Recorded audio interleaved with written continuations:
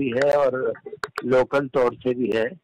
اور اس میں میڈیا کا بہت زبردست رول ہے۔ اور میرے پاس ابھی ایک دوست آئے ہوئے تھے عصر کی نماز کے بعد، وہ بھی یہی کہہ رہے تھے کہ پتہ نہیں مسلمانوں کو کس کس طرح سے لوگ بدنام کر رہے ہیں، جھوٹے جھوٹے الزام لگا رہے ہیں، اور ہمارے پاس ایسا کوئی ذریعہ نہیں ہے، ایسا ٹھوس کوئی ذریعہ نہیں ہے کہ ہم ان کے الزامات کی تردید کر سکیں۔ میڈیا کوئی ہمارے پاس ہے نہیں، کوئی ایسا چینل ہمارے پاس ہے نہیں کہ ہم اس کا ان کو منہ توڑ جواب دے سکیں۔ لہذا سب سے پہلے تو ہمیں یہ سوچنا چاہیے کہ ہمارا کوئی ایسا کوئی میڈیا ہو جس کے ذریعے ہم اپنے میسج کو زیادہ سے زیادہ پھیلا سکیں، اور علماء اور قائدین سب مل کے متحد ہو کر بیٹھیں اور اس کے لیے پوری پلاننگ کریں، اور آہستہ آہستہ مقامی طور سے جو اپنے نوجوان ہیں ان کو بھی تیار کیا جائے۔ اس کے لیے سب کو قوم کو لگنا پڑے گا، خالی علماء اور اماموں سے بات نہیں بنے گی، کیونکہ دیکھیے بازاروں میں تو ہمارے نوجوان جاتے ہیں، ہمارے بچے جاتے ہیں، اگر ان سے کوئی دوسرے فرقے کا آدمی کوئی بولتا ہے تو یہ بیچارے جواب نہیں دے پاتے، اور پھر ان کو چپ ہو کے آ جاتے ہیں، تو ایسا لگتا ہے کہ جیسا کہ وہ بات سچی ہے اور ان لوگوں کو سمجھ میں نہیں آتا۔ تو اس میں تو دیکھیے عورتوں کو، بچوں کو، جوانوں کو، علماء اور ائمہ کو اور اسکالرز کو، سب کو اس میں لگنا پڑے گا، اس کی پلاننگ کرنی پڑے گی، اور سب لوگ مل کے اگر کریں گے تو انشاءاللہ جھوٹ ختم ہو جائے گا اور سچائی سامنے آئے گی۔ بہرحال اس کو کرنے کی ضرورت ہے، بہت دن سے اس طرح کی پریشانی پائی جا رہی ہے، اور ہندوستان میں بھی فرقہ پرستی پھیل رہی ہے، مسلمانوں پر طرح طرح کے الزامات لگائے جا رہے ہیں۔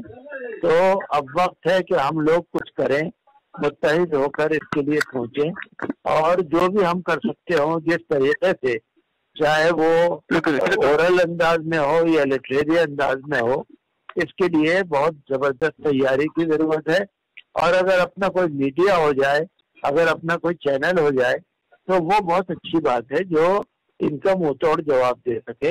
اور انشاءاللہ حق کی جیت ہوگی۔ لیکن حق کو لوگوں کے سامنے لانا پڑے گا، وہ بہت ضروری ہے، نہیں تو جھوٹے جھوٹے الزام ہم پہ چپکتے رہیں گے اور ہم لوگ چپ کر سنتے رہیں گے، تو جب ہم چپ ہو جاتے ہیں تو ایسا لگتا ہے ان کی بات سچی ہے اور ہماری بات جھوٹی ہے۔ لہذا اس میں بہت ہی سنجیدگی سے غور کر کے اور ہر پہلو پر غور کر کے اس کے لیے تیار ہونا پڑے گا، اور انشاءاللہ بار بار ہم اس کو سوچتے رہیں گے، کرتے رہیں گے، تو انشاءاللہ ایک دن ضرور کامیابی ملے گی۔ السلام علیکم،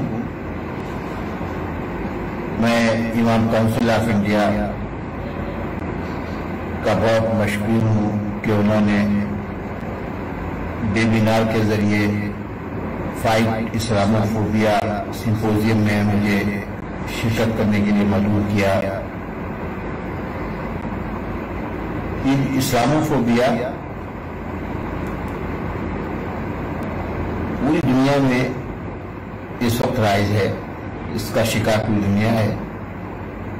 لیکن ہمارا ملک عظیم اس وقت سب سے بڑا مرکز بن گیا ہے۔ ویسے یہ ملک کسی نہ کسی فوبیا میں ہمیشہ رہا ہے، اس کی تاریخ ہے کہ کئی ہزار سال سے نفرت کی بنیاد پر یہاں کی سوسائٹی کا ہمیشہ عمل دخل رہا ہے۔ نفرت کی بنیاد پر لوگوں کو گروہوں میں بانٹنے کا اور ان سارے دنیا کے لوگوں کو، سارے ملک کے لوگوں کو کمزور کر کے ایک چھوٹے سے گروہ نے منظم ہو کے اس ملک پہ ہمیشہ حکومت کی ہے۔ آج اس کا شکار مسلمان ہو گئے ہیں۔ اگر ہم اسے عالمی پس منظر میں دیکھیں تو یہ فوبیا اس مرض کو کہتے ہیں، اس ذہنی حالت کو کہتے ہیں جو ایسا ڈر پیدا ہو جائے جس کے وجود کی کوئی دلیل نہ ہو، وجہ نہ ہو، لیکن وہ بلا وجہ سے جھوٹے پروپیگنڈے کی بنیاد پر اس قدر بڑا بن جائے کہ پورا گروہ یا پورا سماج اس کا شکار ہو جائے، جس کی دلیل تو نہیں ہے، لیکن جھوٹی سٹوریز کے ذریعے نفرت اتنی پھیلا دی جاتی ہے کہ وہ آج ایک ذہنی بیماری اتنی بڑی بن گئی کہ آپ دیکھتے ہیں کہ تبلیغ جماعت کے ساتھ کیا حال کیا گیا کہ وہ جو کرونا وائرس ہے اس سے بھی بڑا کمنل وائرس کی طور پہ ہمارے سامنے آیا، اور اس کا اثر یہ ہوا اسی اسلاموفوبیا کا کہ وہ عام مسلمان جن کا اسلام سے بہت کم واسطہ رہ گیا ہے، نام کی وجہ سے ان کو دودھ نہیں مل رہا ہے، ان کے اوپر اٹیک ہو رہے ہیں، ان کی شناخت کو دیکھ کے اٹیک ہو رہے ہیں، ان کے پھلوں کو بیچنے والے جو ہاکرز ہیں ان پر اٹیک ہو رہا ہے، ڈاکٹرز مریضوں کو دیکھنے سے انکار کر رہے ہیں۔ اس کا ایک عالمی پس منظر یہ ہے کہ اسلام کی ایک جو ریولوشن ہے اس سے لوگوں کو، جو سمجھدار قسم کے لوگ تھے وہ بہت جلدی سمجھ گئے تھے کہ اس کی ممکنات بہت زیادہ ہیں، اسی لیے بہت بڑی ایک منظم انداز میں کوشش ہوئی اسلام اور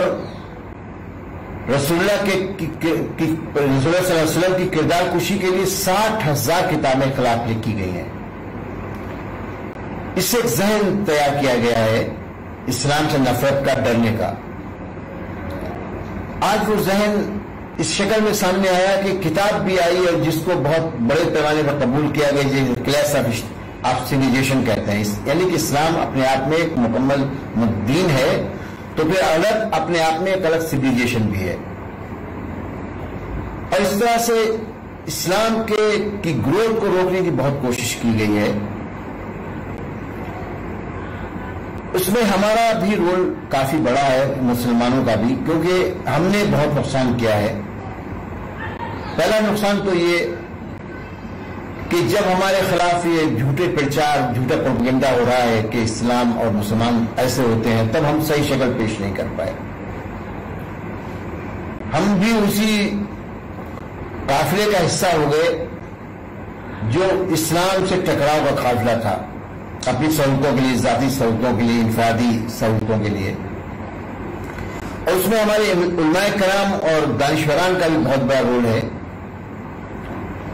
کیونکہ جو ہمارے درمیان روایتیں ہیں، رسم و رواج ہیں، ان کا تعلق اسلام سے بہت کم ہے، مقامی طور پر جو روایتیں تھیں ان سے بہت زیادہ ہے۔ اس لیے ہم نے اسلامک پرسنالٹی کو نہ اپنا کے جو شخصیت ہماری بنی وہ مقامی طور پر ان رواجوں کی بنیاد پر بنی جو بہت غیر انسانی رواج تھے، چاہے افریقہ ہو یا ایشیا، سب جگہ پر ہم مقامی رواجوں کا شکار ہیں۔ اس کی وجہ سے صحیح طور پہ اسلام کی اور مسلمانوں کی پوزیشن دنیا کے سامنے نہیں آ پائی۔ اب دوسری مشکل یہ ہے کہ جو تضاد ہے، فرقہ بندی ہوئی، اس میں طرح طرح کا جو باتیں سامنے آئیں۔ ایک طرف ہم یہ کہتے ہیں کہ رسول اللہ کے ساتھ اسلام مکمل ہو گیا، دوسری طرف ہمارا سارا زور اس رسول اللہ کے بعد کی زندگی یعنی تاریخ جو ہے اس پر زیادہ ہے، اس کی ہم نقل زیادہ کرتے ہیں، قرآن سے دور ہو گئے۔ جو ہماری تنظیمیں ہیں، وہ تحریکیں ہیں، وہ بھی قرآن کی بات نہ کر کے اپنی کتابیں جو انہوں نے تیار کی ہیں، ضابطے تیار کیے ہیں، ان کی باتیں زیادہ کر رہے ہیں۔ تو مسلمان کی پرسنالٹی ایک کنفیوز پرسنالٹی ہو گئی ہے۔ اس سے رائے فرائے اپناتے ہوئے مسلمان نے جو راستہ اپنایا ہے وہ بہت، اس کا کنڈکٹ اسلام سے دور چلا گیا۔ اس لیے ہم ان باتوں پر، ان چیزوں پر، زندگی پر زیادہ توجہ دیتے ہیں اور اپناتے ہیں جو ہمارے لیے سہولتیں دے رہی ہے، جو ہمیں ہمارے وقار کو کم کرے لیکن ہمیں سہولتیں زیادہ دے، ہم سمجھوتے کر رہے ہیں۔ ابھی علماء کرام اور دانشوران پوری طور سے ایک سیاست کرتے ہیں کہ مسلمانوں کو سیاست سے کیسے دور رکھا جائے، اس بات کی سیاست، اور دوسری سیاست یہ کہ وہ سیاست جو اس دنیا میں رائج ہے اور جس میں انسانی ڈگنیٹی کا، اس انسانی عظمت کا بہت کم خیال ہے اور شدت پسندی بہت زیادہ ہے، اس کو کیسے اپنایا جا رہا ہے، اس کا ہم بھی حصہ ہو گئے ہیں۔ آج ہمارے ملک میں تقریباً 9 کروڑ نوجوان مسلمان ہیں، لیکن دوسرا تضاد یہ ہے کہ وہ مسلمان جو یونیورسٹی اور کالج میں پڑھ کے آ رہے ہیں وہ اپنے رجحان کو اور اپنے کنڈکٹ کو، اپنے بیہیویئر کو زیادہ اصلاح کر رہے ہیں، زیادہ درست کر رہے ہیں، اور وہ مسلمان جو ان یونیورسٹیز اور کالج میں نہیں جا رہے ہیں ان کے کنڈکٹ اچھے اتنے مقابلے میں اچھے نہیں ہیں اور وہ زیادہ نقصان کر رہے ہیں۔ اس لیے ابھی اس بات پہ توجہ دینا چاہیے کہ اب کس طرح سے اپنے سرمایہ کو اس طرح سے استعمال کریں اور اپنے جو میٹیریل ہے اور مین پاور کا استعمال کس طرح سے کریں کہ ہم اس کائنات کے لیے، مخلوق کے لیے کس طرح سے مددگار ہو جائیں۔ ہمیں ایک ٹربل چلڈرن کی طور پر پیش کیا جا رہا ہے دنیا میں کہ ہم بہت مشکلیں پیدا کر رہے ہیں۔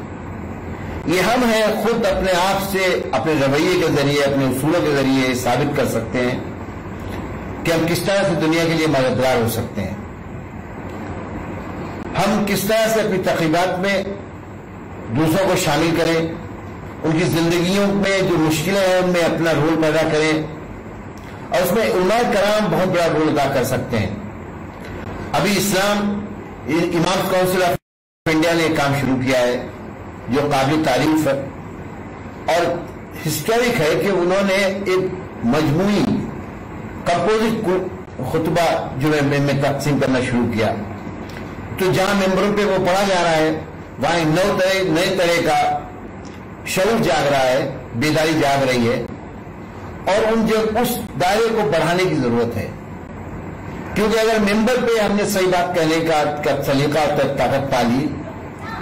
تو پھر بہت آسانی سے ہم لوگوں کو بتا پائیں گے کہ اپنے ہم وطنوں کے ساتھ کیسے سلوک کیا جائے اور ہم کس طرح سے اپنی اس زندگی کو جو ہم اپنی جڑوں سے الگ ہو گئے ان کو اپنے نزدیک لائیں، کیونکہ ہماری ساری مشکلیں دنیا میں مسلمان ہونے کی وجہ سے ہیں، اور وہ ساری مشکلیں ہم صحیح مسلمان ہو کے حل بھی کر سکتے ہیں، اس میں کوئی شک نہیں ہے۔ لیکن اگر ہماری پرسنالٹی میں، ہماری شخصیت میں تضاد رہے گا کہ ہم اصولوں کی دوسری بات کریں گے اور بہمنیت کا راستہ اپنائیں گے، ہم بھی گروہوں میں بٹیں گے اور منظم نہیں کریں گے اتحاد کے لیے، تو پھر ہماری مشکلیں کم نہیں ہوں گی۔ اس کا جیتی جاگتی مثال ہمارا ویسٹرن یورپ ہے، جہاں پر ایک بیلجیم میں ایک مسلمان لڑکی مسلمان ہو گئی، پادری کی بیٹی، اور اس نے قرآن سے جوڑ کے 1000 عورتوں اور مردوں کو مسلمان بنا لیا اپنی طاقت سے۔ تو اسلام یورپ اور امریکہ کا فاسٹسٹ گروئنگ ریجن ہو گیا، اور جو روایتی علاقے ہیں وہاں پر ہم پسماندگی کا اور ہار کا شکار ہے۔ اس کے زیادہ ذمہ دار ہم ہیں۔ اس میں علماء کرام کو ضرور سبقت لینا چاہیے، آگے آنا چاہیے، اپنے کردار کو جوڑنا چاہیے، اور جیسا اسلامک ویلیوز ہیں اس کی بنیاد پر پھر کوشش کرنا چاہیے کہ ہم کامیاب ہو جائیں۔ ہماری پوری دعائیں ہیں اور پوری سپورٹ امام کونسل آف انڈیا کو ہے کہ وہ اپنے جو انہوں نے تحریک شروع کی ہے اس میں کامیاب ہوں۔